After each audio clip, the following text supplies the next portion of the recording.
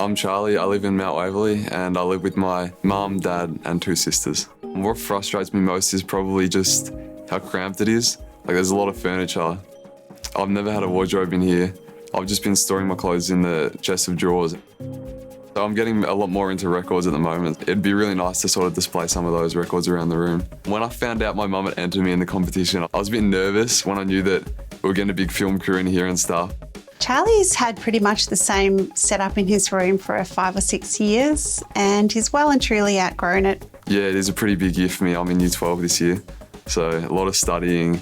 I think with the makeover, my mum's probably hoping mostly for a study area. We really wanted a study space he'd be comfortable to work in and hopefully spend a lot of time there. I really need like an area just to study and focus. This is coming at a great time for Charlie. He's well and truly outgrown this room. His drawers are too small, his desk too small. He's in a single bed and he's 6 foot tall.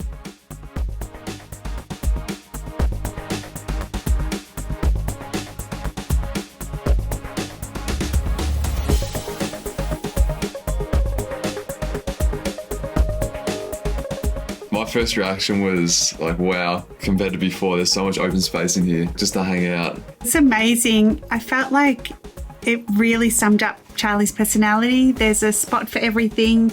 Having a new double bed is definitely something I get used to. It's a lot bigger than before. Perfect cushion quota has been met. The wardrobe looks wonderful and the clothes in there are perfectly organised. Everything's folded in its own little spot. I just hope it can stay like that. All the gear, shoes, everything in one area.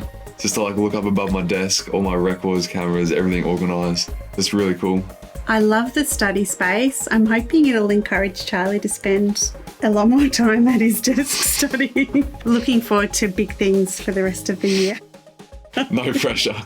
This room finally feels like it's my room, made perfectly for me.